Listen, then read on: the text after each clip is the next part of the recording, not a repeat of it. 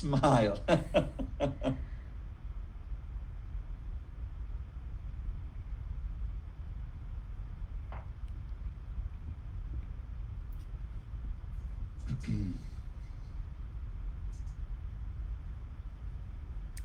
Hello, everyone, and welcome to yet another Meet the Team live session where you will have an opportunity to get to know some of our newer members of the team.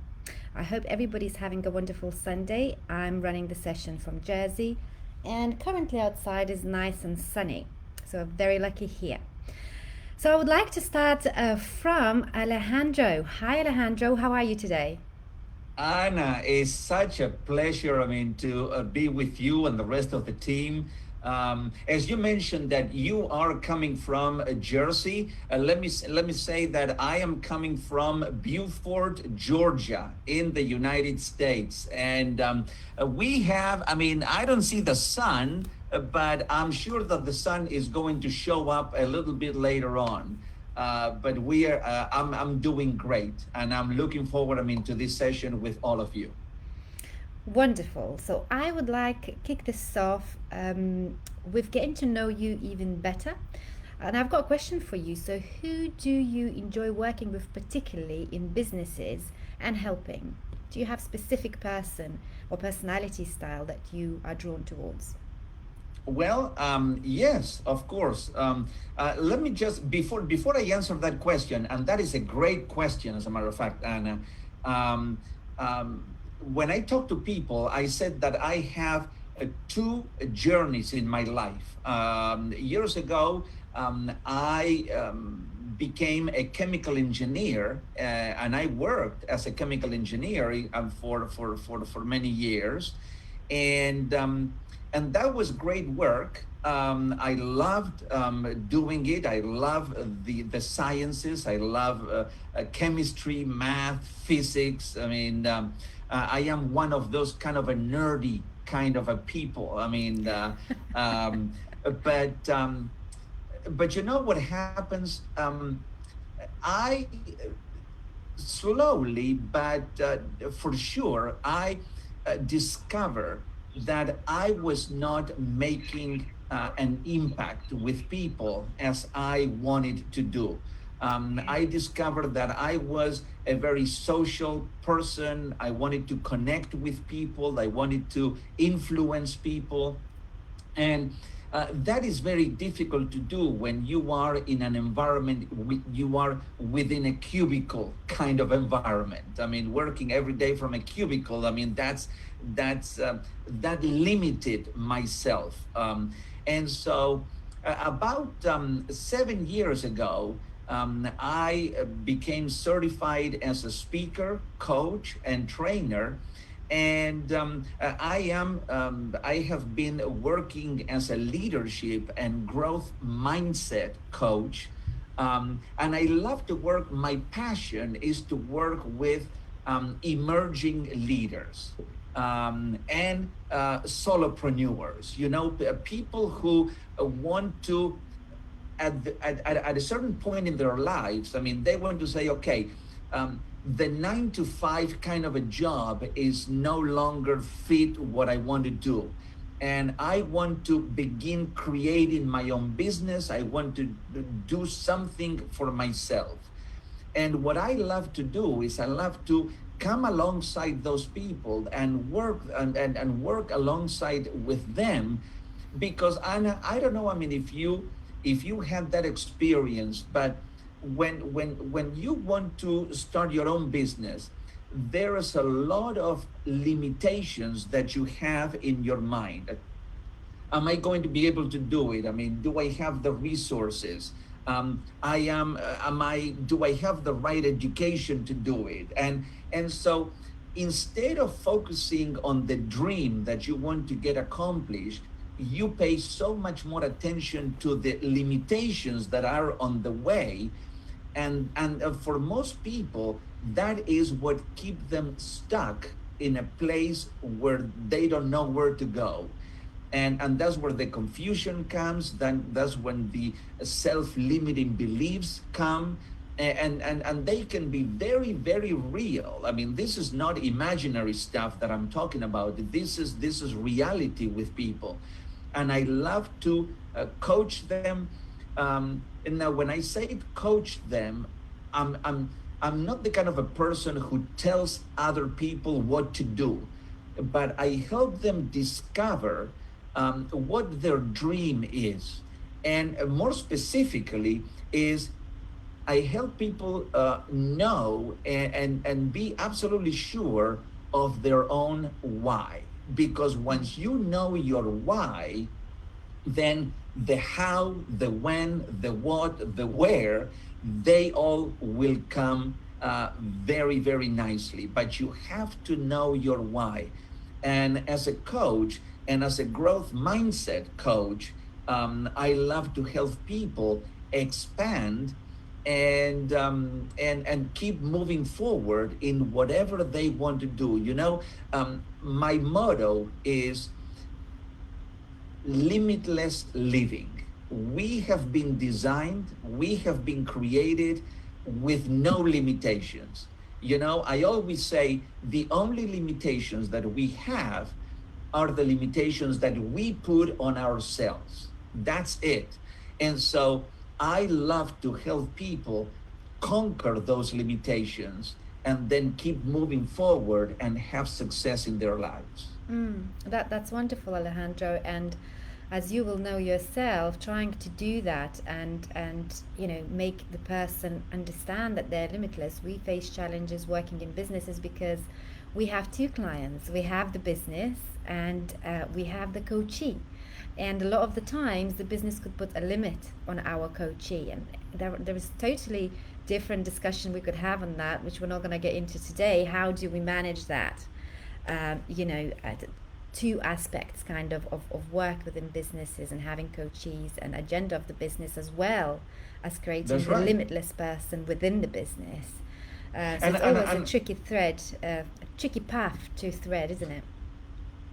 And as a matter of fact, I mean, Anna, also another kind of a person that I typically work with are middle managers. I mean, in a company or in a corporation, because sometimes they feel stuck in their own positions, and they don't know what they can do in order to keep ascending and to keep elevating and to keep making an even bigger contribution to their teams and to their groups. And I think that working with them and helping change their thinking from perhaps a fixed mindset to a growth mindset, it's very rewarding. I can imagine, and I know I work with growth mindset as well. But thank you, Alejandro, and I hope all of you now got to know Alejandro a little bit better, including Omu and Vaz. And I would like actually to move over to Omu because she's also a new team member. Omu, can you tell us where you're joining us from, and who do you work with? Hi, thanks, Anna. I'm joining from Nigeria, Lagos, Nigeria, and the weather is beautiful today. The weather has been really nice in the last 1 week. Typically, I work with entrepreneurs and people who just want to grow and develop themselves in different set skills. So if you would agree with me, you would realize that we can basically do anything we want to do by just developing the right skill set. So I work with them through clarity and through developing those skills they need to be the best they can possibly be. Awesome. Thank you, Omu. So that's a little glimpse into what Omu does, and I'll jump straight to Vaz because he's again quite a new team member. So Vaz, if you can give us a little bit of an overview of where you're joining us from and who do you enjoy working with within the businesses and organizations. Hello, and I'm joining from Bangalore, India, which is the Silicon Valley of the country, of the East, I would say. So we have a beautiful weather. It is twilight. dark clouds overhead, and the sky in the west seems to have cleared. So we have beautiful light. Unfortunately, I cannot show you. So this is covered, and I'm not so privileged to have a great view outside. So I work primarily on relationship in organizations. Managers, especially the first-time managers, leaders, relationship is so crucial in success of an individual within an organization. And there is a lot of dynamics with people. So I come from about 30 years of experience. I've been an IT technologist. I've been a consultant. And I have seen myself that my success was clearly dependent on how I created those relationships. So there is the potential that we think we can achieve is very much dependent on the strengths of the relationships that we have, because man is a social animal after all. We have relationships at our personal space, we have relationships in our organizations, our workplace. If you're an entrepreneur, you have a different kind of relationship, but it's relationship that makes or breaks an individual professional life, also personal life. So I work predominantly in the space of relationship, and I have a lot of tools that I have picked up, which I use personally for my own growth and development as I was working in my corporate life. And those are the things that I bring in my attempt to help people. I'm an ICF certified professional credentialed coach, and I have about 7 years experience in coaching. I've been coaching individuals, first-time managers, leaders, and also students who want to be managers. So that's where I come from. Thank you, Anna, for the opportunity. Thank you so much. And the viewers now have got a better idea of what you guys are about, and they got a chance to get to know you that little bit better. What I wanted to focus on today and ask you questions is really about what challenges are business facing currently, and of course your answers will depend, depending on where you are based. So I would like to go to Omu first. Omu, so what challenges are business currently facing where you are? Well, where I am at the moment, the greatest challenge that businesses are facing is actually pivoting to the virtual world. Nigeria happens to be where a lot of businesses run from face-to-face meetings. So even personally, it was almost impossible for me to get a client to come on Zoom or to order something on the website or to do things that ordinarily I didn't see anything wrong with doing. But now they're forced to go online, and for a lot of people, it's been really, really difficult, or maybe not difficult, more like challenging.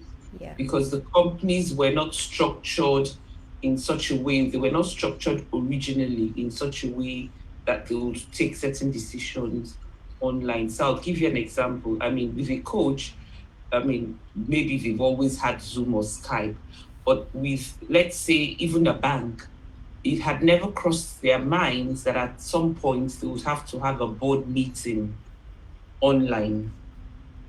But now they've had to have board meetings. So you've seen members of the board having to learn how to access Zoom or Skype or whatever platform the company has decided to use. I think that actually is the greatest challenge.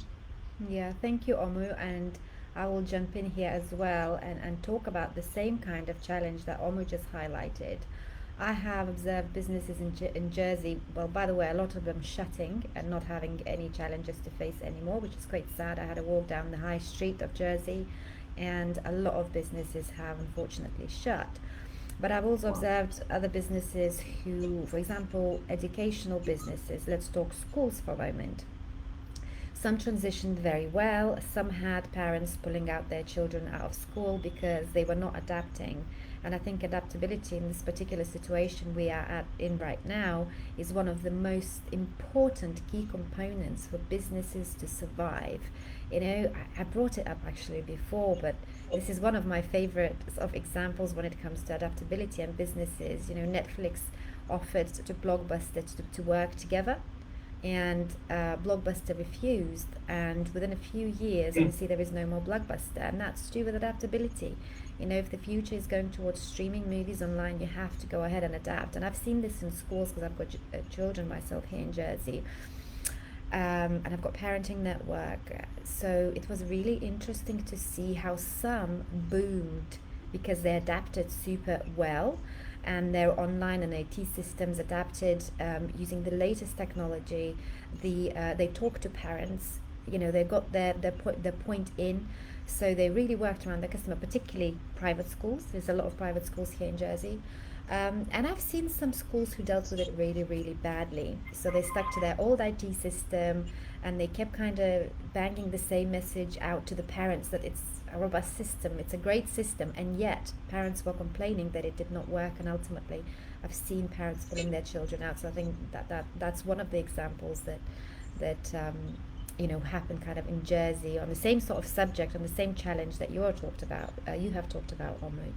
And I would like to now to go to Alejandro and ask him the same question. So Alejandro, what challenges are businesses currently facing where you are? Well, you know, Anna, I think that when it comes to the challenges that business face, let me start by saying that, and you talked about this area of adaptability, and I think that most people, when it comes to being flexible, being adaptable, and the idea of change, you know, so many people are really frightened about change because, of course, I mean, they don't know what's going to happen. But what I keep saying to everybody that I interact, either in person or virtually, is listen. The good things is what happens on the other side of change. We have to go through change. Change is, you have to make change welcome to you. You cannot be an enemy of change. Change is good, and good things happen as a result of it. So what I have noticed is, yes, that basically that transition. Almost everyone that I know of, before COVID started, we did things in person. And when you have to make that switch, which for most people is a very drastic switch, to go from in person to now virtually, you have to deal with people not knowing what this whole new world of virtual business is all about. So is for some, they have to start from the very beginning and to learn the technology before they can actually begin doing business. I mean, you cannot do business if you don't know the tools that the virtual world provides you to do. To do whatever you need to do. And so it is just getting to know and getting your feet wet into this kind of a new reality that we are all entering into. But at the same time, I think that I heard it so many times. People say, well, this is the new normal. And I said, no, forget about the new normal. I mean, the word normal, we have to eradicate it from the dictionary. There is no more normal. I believe that we are in a constant state of evolution on a daily basis. I mean, the world, if you thought that the world was moving fast prior to COVID-19, now the world is accelerating at lightning speed, and either you get on the wagon and then you keep moving, or you are going to be so far behind that is going to be very challenging and difficult to catch up. I totally agree with you there, and I love the fact that you're saying we should eradicate the word new normal. You know what? I agree. Everything is evolving really quickly anyway. We're now in information revolution stage, really. You know, industrial is finished. We're now in a different revolution. You know, it's just that with the COVID situation, excuse me for using this expression, but we were kicked up the butt to evolve a little bit quicker. It was going to happen naturally anyway, probably within a decade. But with COVID happening, I think it's just been accelerated, and some people could keep up with continual learning and transitions, and others really couldn't. And also, one thing I'll mention before I'll ask Vaz the same question.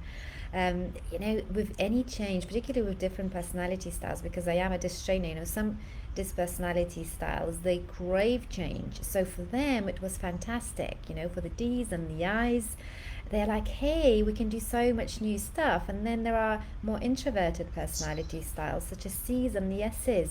And for those people, unfortunately, change is a different process. It's not exciting. You know, so they had different approach and feelings about it. In fact, I would liken it to the process of grieving. You know, first it started with denial and sticking your head in the sand, and then panic, and then, you know, feeling hopeless, helpless, completely out of control because they couldn't control anything. And then only at some point, and it's a different timeline for every single person because we're all different regardless of our DISC style, right? You know, they will, it's only at some point after they went through all these other processes that they start looking at possibilities and opportunities and building something new out of where we found ourselves in right now. So it's different for everyone. As a matter of fact, Anna, now that you mentioned personality styles and the DISC assessment for personality styles, this process for the Ds and the Is, and I am a high I, you know. I never guessed that.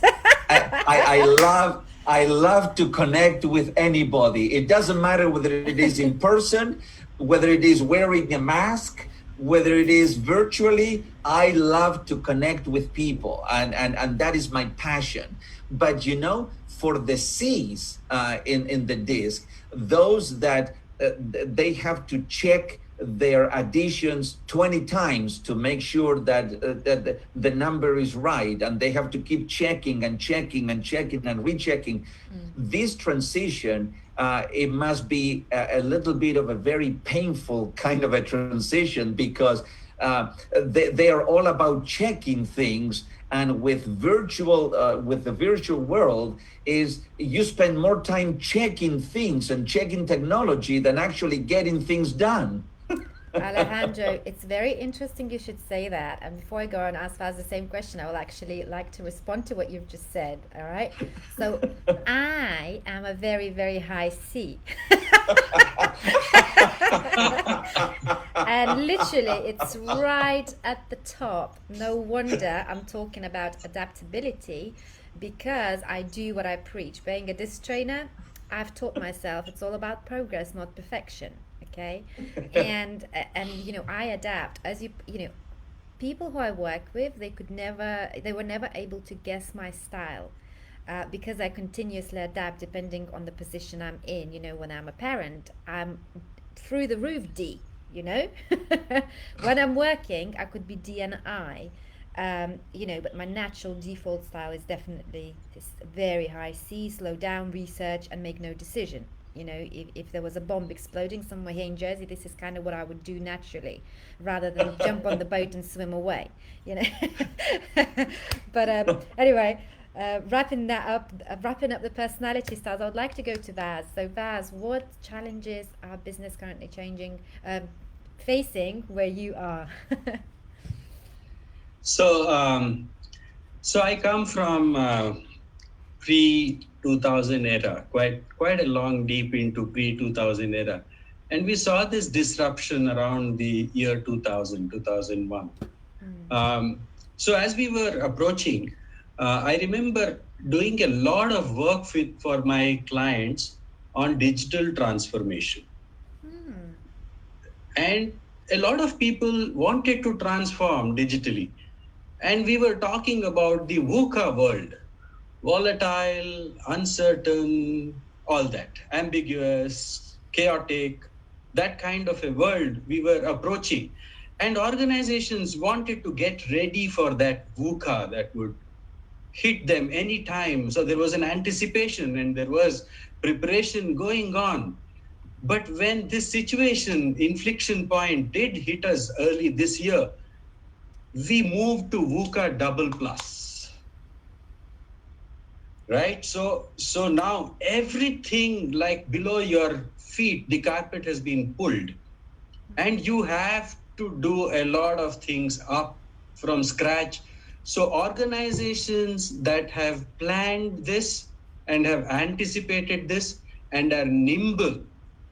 When I say organization, it means the culture of the organization, the structure of the organization, the people, their training, their enablement, their systems. The ones that have anticipated this and have taken the VUCA seriously and have done some work towards getting themselves ready are the ones who are a little more stable at this time. But the ones who have not, and I used to consult on business resilience.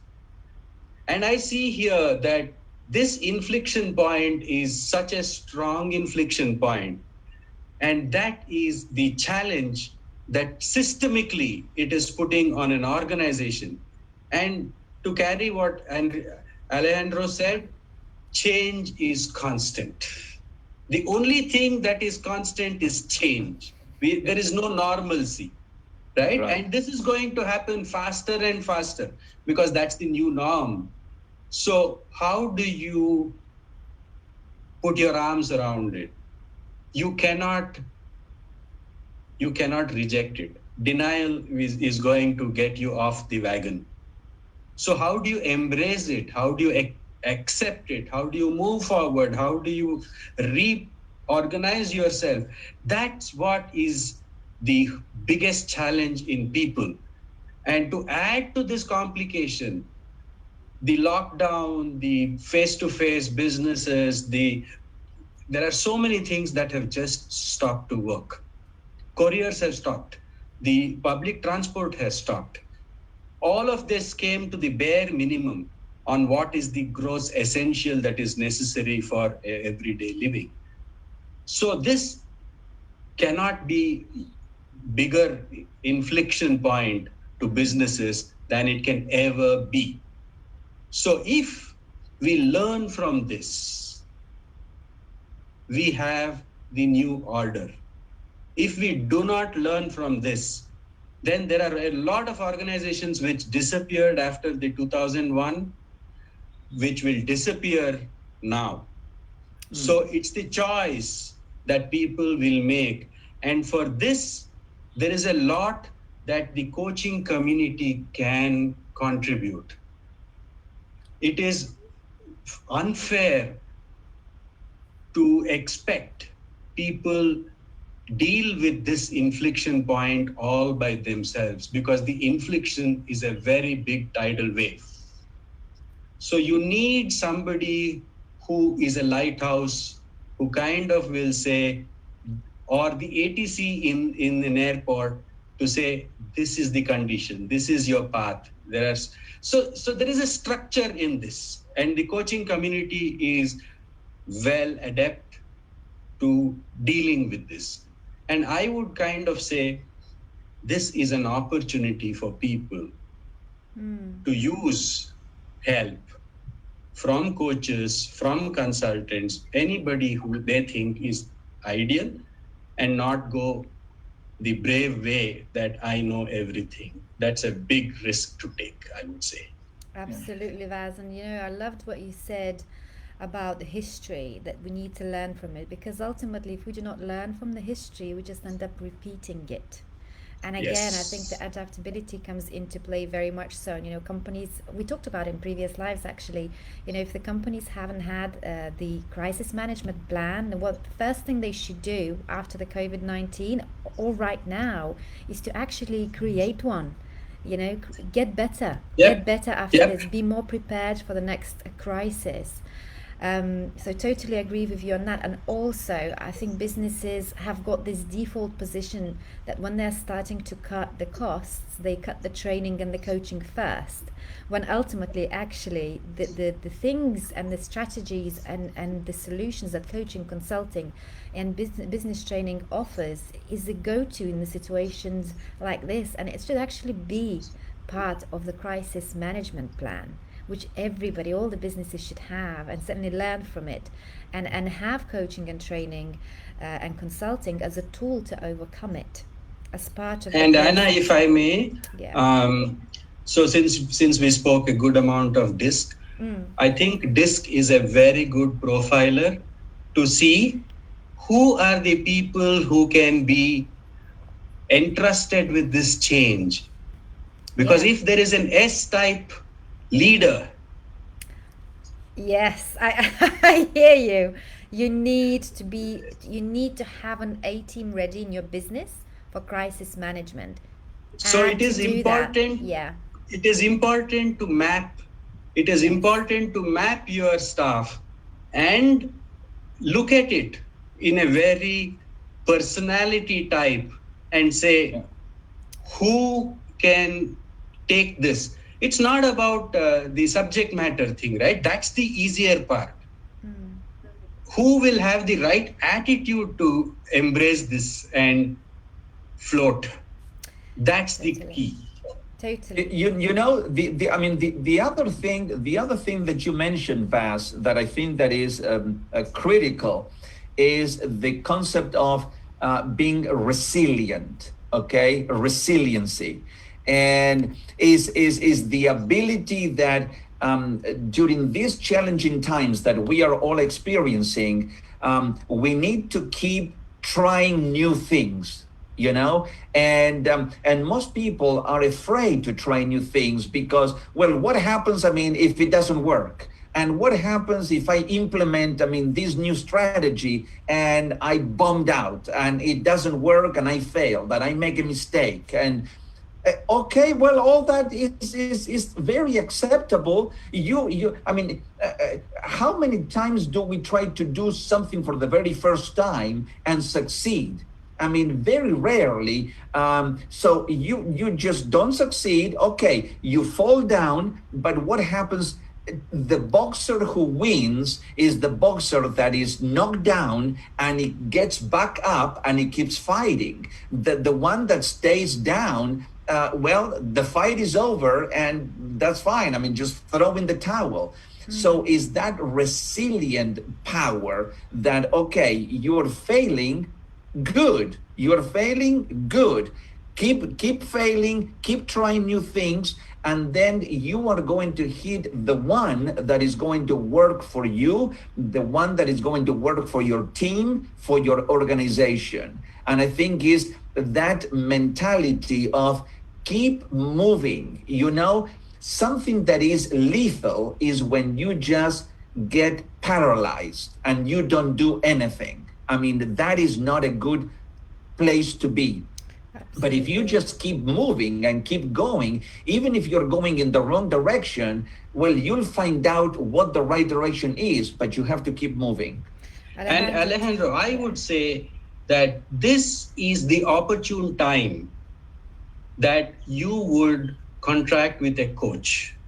Yeah. Because coach gives you that clarity, or That's right. it removes your blind spot. A coach, as a mirror, removes your blind spot. He is your bouncing ball. He can give you a reflection of what you may be missing and support you, right? So these are times that you do not cut your learning and development budget and training budget. But this is the time when you put this to your maximum use. Yes. Because, I mean, in the Sanskrit in Indian thing, I will translate. You cannot practice archery at the time of the war. You cannot practice archery at the time of the war. You have to plan ahead. That's That exactly is right. very true. And do you know what I actually wanted, before I move on to another question I have for Omu, I just wanted to mention a couple of things that I picked up on Alejandro's talk on being resilient.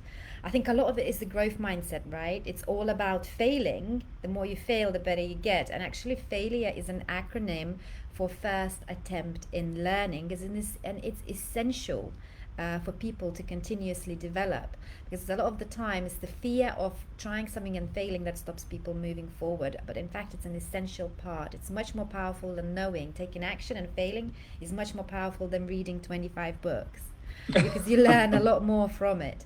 And another thing I wanted to say, which is actually a mention of another live that we did, which was Value Live. It wasn't Meet the Team, but I thought it was just suiting to mention it anyway, since we're talking about it. I was actually talking about the fact that businesses should not be resilient, because resilience is all about getting back up and being the same as you were. There is another term that you might want to have a look at the dictionary for explainer, because I can't tell you exactly word for word what it means, but I can describe the concept to you. I said that the businesses should be unfragile, and what that means is becoming better as a result of falling down. So not coming back to being exactly the same as it was before, coming back Yes. better. And this is why I mentioned, having crisis management plan, having people that they could pull from other organizations such as coaches, consultants, etc., to help them manage that crisis so that they come back better. There is this goddess. Agility. Yes, there is this goddess actually in Greek mythology. Don't Yes. ask me for the name of it. I will never remember it. I could hardly remember my name half the time. But I mean, the idea with that goddess is that every time somebody cut off one of her heads, she's had loads of heads, she grew two of them back. And That's this right, is what yeah. businesses should be like. Forget being resilient.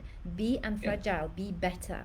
Become Yes. better as a result of that. So I just wanted to kind of throw that in, because I was like, no, they should not be resilient. But listen, No. resilience is better than nothing, as- right? Than sticking your head as- in the sand. Yeah. That's right. As a matter of fact, Anna, I had some time ago, I read an article on anti-fragility. And it caught my attention because it says, what is this concept of being anti-fragile? And is the fact that, okay, just what an anti-fragile person or even organization says is, hey, punch me, because the more that you punch me, the stronger I get and the better I get. So keep punching me and keep pressuring me, because the more pressure I have, the better I react and the better I get. So thank you so very much, for bringing that concept into it. Yes, even resilience is good, but anti-fragile is so much better. Absolutely, Alejandro. Thank you. I would like to jump to Omo actually now. Omo, let me rack your brains a little bit here. Do you have any tips for leaders, for managers who are leading their staff in the situation we're currently in? How can they keep their staff motivated and productive? So, tip time. Okay. First of all, I always say my mantra throughout this period has been feed your faith and not your fears. I have preached that, and it's worked for me. A lot of times we're feeding our fears, we're glued to the TV, we're taking in all that negativity, and you think you're in control, but you're not in control. It's actually eating you up, and before you know what's happening, you're working from a position of fear instead of from a position of faith. Then secondly, like Alejandro and Vas has been saying, there's absolutely nothing wrong with failure. There's a training I do which is called, from John Maxwell's book, Failing Forward. And there's another mantra I stand by, that experience really isn't the best teacher. If experience was the best teacher, then it means that the older you are, the wiser you are. It means that all old people would actually be the wise people, and wisdom would be dependent on age. but we see young people who are wiser than some old people. So it's not the experience that is the best teacher, it's what you do with the experience. Yeah. So when we go through these experiences, which we must go through, people must go. I don't know of any successful person who has had a smooth ride. So what do you do with this failure? What do you do with this experience? That is what is the best teacher. So what have we taken out of this period that we have gone through? And then thirdly, most importantly, we can never really know the end of the journey. So if I set out to come to England, even if it's by air, I can only see a certain distance. Same thing with your work, you can only see a certain distance. Same thing with the period we're going through, we can only see a certain distance. We know businesses are open to XYZ, we can only see a certain distance. So start and just move and trust the process.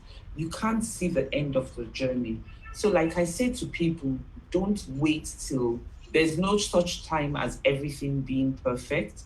There's no such time as everything being in place. So just start. Get someone to be accountable to, have an accountability partner. Always have a mentor, someone you look up to. And most importantly, not because we're here, but everyone needs a coach. Even a coach has a coach. That's right. That's very true. Even a coach has a coach. Everyone needs a coach, So that's yeah. And I love what you said about the experience, and what you do with it, because you meet people who go through life making the same mistake over and over again, and they refuse to face it and deal with it. And you just think, you're going to be here forever. You have to see it from a different perspective. And again, having coaches and mentors allows you to see that, because what happens at the higher levels of managers, higher levels of CEOs, they get so good at their technical skill, they get so good at what they do, and that's when the behavioral downfalls come into play. And when you go into business, that's what you are dealing with, people not seeing their behaviors from the other points of view, and they can't get better. They keep being stuck with people leaving them as a manager, because what do people often do? They leave their managers because there is tension. There is something in the manager's behavior that pushes the subordinate out of the company eventually. Just depending on how much the subordinate can take, and some can take more than others. Again, personality styles, etc. And that's why we conduct 360 reviews, so that they continue getting better.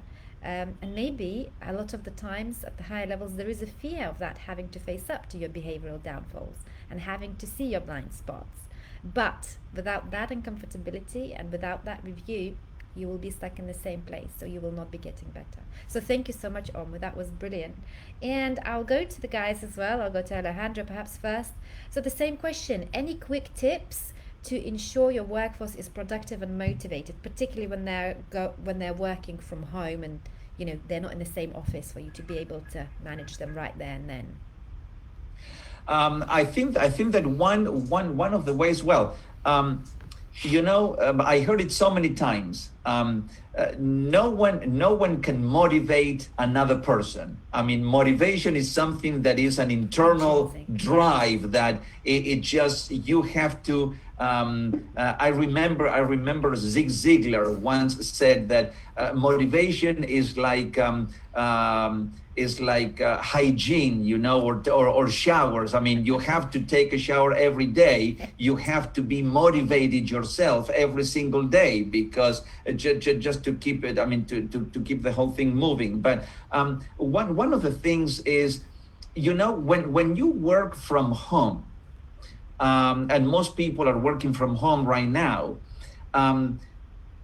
even though it is a better environment, because obviously, if you go to work in an office, you have to put on a suit or you have to put clothing. If you work from home, you can work on your pajamas, and nobody would ever know.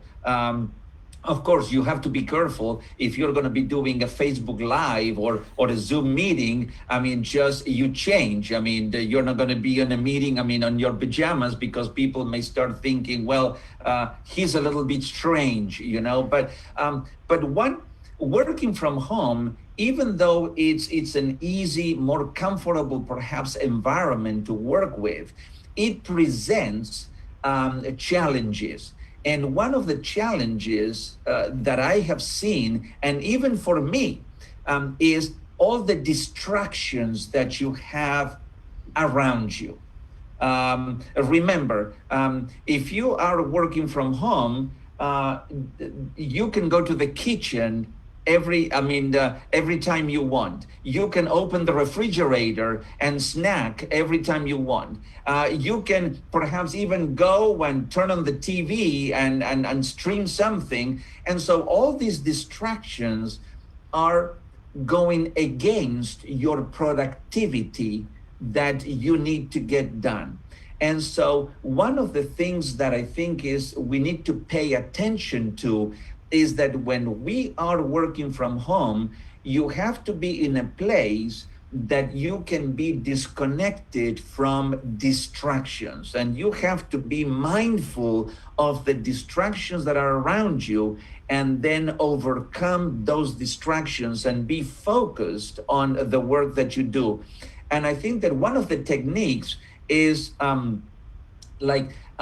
don't know if you heard the Pomodoro technique, where you said, okay, you can work for, let's say, 25 minutes or 30 minutes, which is deep work, and then without distractions, and then perhaps take a 5 or a 10-minute break, and then get away from your deep work, and then relax, perhaps move, perhaps go for a walk, perhaps, I don't know, do something else, and then come back and then do another perhaps 30 minutes or even 45 minutes of deep work with no distractions. And so doing that throughout the day, it will help you become and be much more productive, eliminating all the distractions that could be around you. Awesome. Thank you so much, Alejandro, for such a valuable tip. Before I actually move on to Vaz and then close off our Meet the Team Live, I would like to say my own tip as well. And I'll be speaking from the point of view of the managers and the leaders who are trying to motivate and manage their staff, from their office, let's say if their staff works from home. What I would say is the first go-to action is profile your staff. So that you know what works for each one of them individually, because, the same key doesn't unlock all the locks. So you will be managing from your own style, and you need to be very much aware that not everybody else likes to be managed the same way as you. So profile your staff. There will be people who would like to be in control and they get on with their tasks. And I will say that will be your predominantly D personality styles. Manage eyes differently, allow them interaction with other people, allow them to work on projects within teams, set deadlines, very clear deadlines, and also make it fun for them. When it comes to S's and C's, again, deadlines are very important. But S's are really good at working individually, and they're very good at getting themselves motivated from home. So to be left alone for them is probably the best option. And then it comes to C's, deadlines. They're very, very detailed workers, but sometimes could get lost in paralysis of analysis. So give them a bit of a deadline so that they can move forward, because the perfectionist streak tends to come in with those particular personality styles. And a disclaimer, you can't box people into 4 different personality styles. However, they will all have a predominant trait in terms of their behavior and motivational styles. So if you know that much, if you just go by that, you'll be so much more effective at getting the most out of your people who work from home. So that's a tip from me, as from a point of view of a behavioral consultant. Yes, Alejandro, definitely you have to motivate yourself from the inside. You can't kind of phone up your manager in the morning and go, right, I'm here, motivate me. Of course, you have to have that intrinsic motivation. But also there are ways that managers could maximize their effectiveness when it comes to motivating people working from home. And I would like to move on to Vaz. Vas, do you have any tips when it comes to motivating staff working from home, keeping them productive? Yes, and I believe any organization is as successful as their individuals who are working for that common cause. So it is very important that all the moving parts of the organization, which are the employees of the organization, have to be working in the manner that the organization moves forward. So